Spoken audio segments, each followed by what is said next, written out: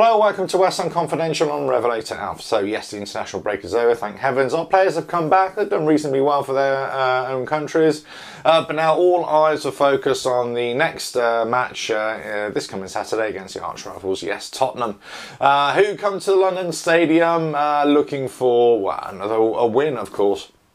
They've had a okay start to the season, not fantastic. We've had a faltering start, of course. We've had a great little middle bit, but then we came unstuck last weekend or the weekend before, I should say, against Brighton. Now, why did we lose that game? Well, possibly we were just complacent, weren't we?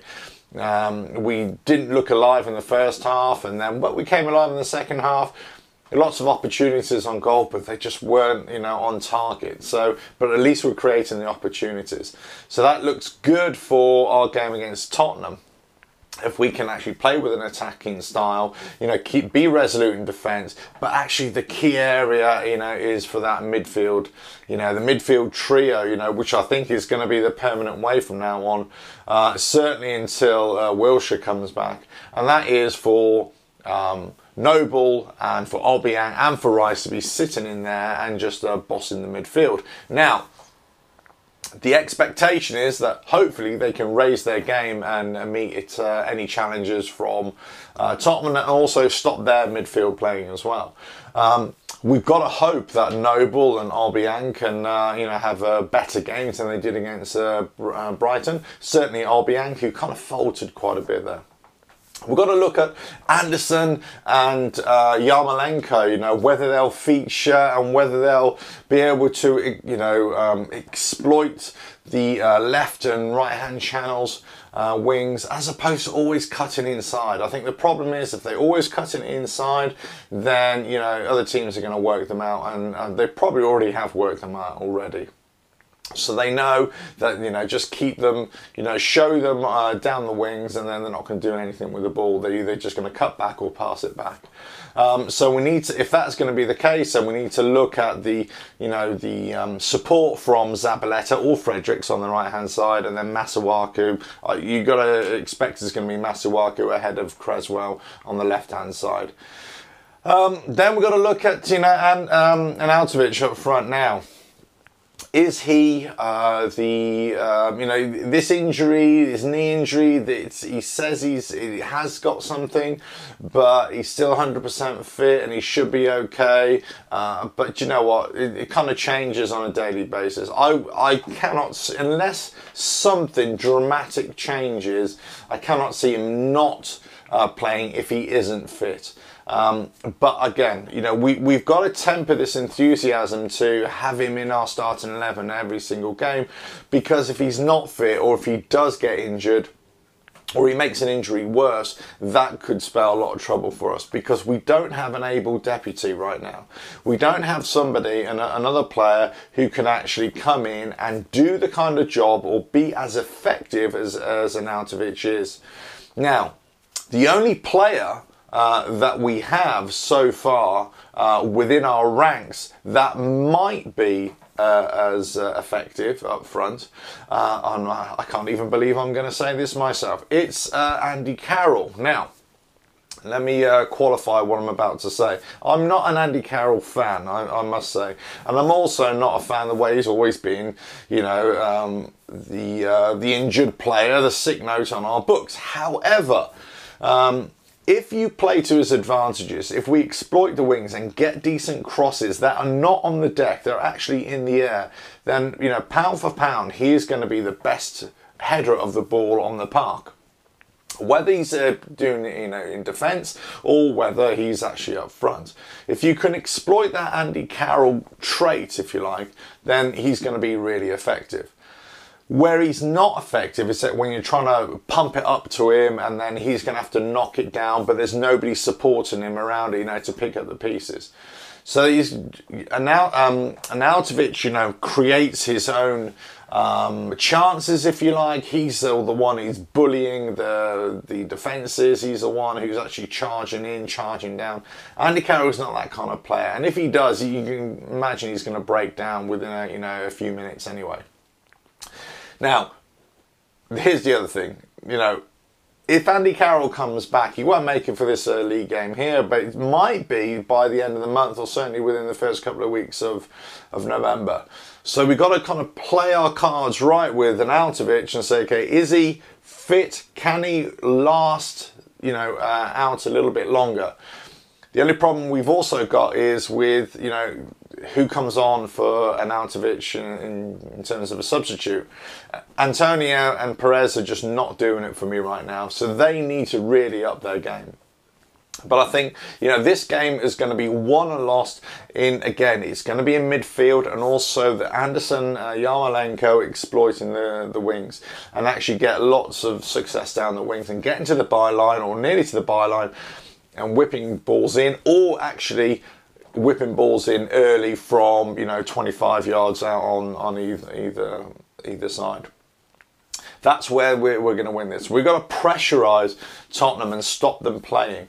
We can't let them come on to us, because if we let them come on to us, that's, you know, when it's going to be, you know, we're going to get into a lot of trouble, because our defence is, whilst it's improving, whilst we're all becoming Balbuena and Diop fans, you know, there's still lots of room for improvement, and there's still vulnerabilities there as well. Fabianski obviously is doing great, but we can't rely on him to save our bacon, you know, in every single game. So, you know, we've got to look at, you know, bossing the midfield, using our midfield to protect our back four. Rice is going to have to be the influential player, I would say. You know, and we're putting a lot of weight on his shoulders. He's only a 19-year-old lad or whatever he is, and yet all of a sudden we're looking at him as being the key player in midfield or even in the team to actually, you know, control the game. And that's what we need to do. We need to control the game. Our passing is relatively good, actually, all over the park. So we're passing it around. You know, Rice is able to receive the ball, distribute the ball, pass it on, and he looks really comfortable and assured. He's also putting in some great challenges, and he's you know, he's shifting from left to right, sitting in front of the back four, coming over to the left-hand side to help out Masuaku, going over to the right-hand side to help out Zabaleta. So, you know, he's a very influential player right now.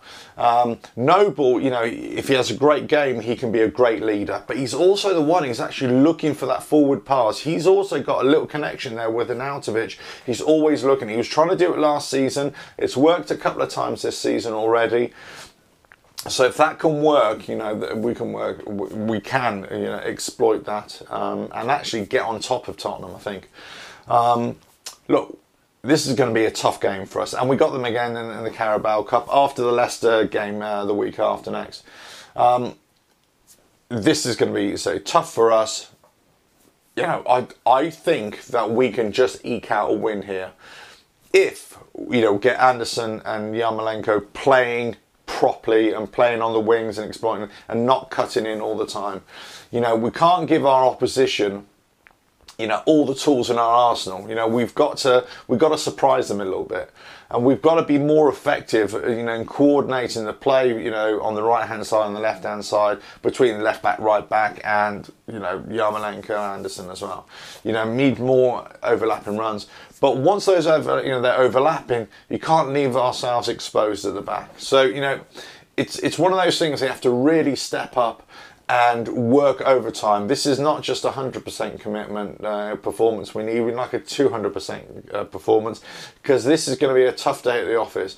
You know, and Noble was asked during the week or last week to say, you know, does the likes of Yarmolenko need to be educated in, you know, how to play against Tottenham or be up for a game? And he was saying, look, nobody needs to. They should know this already, and quite rightly.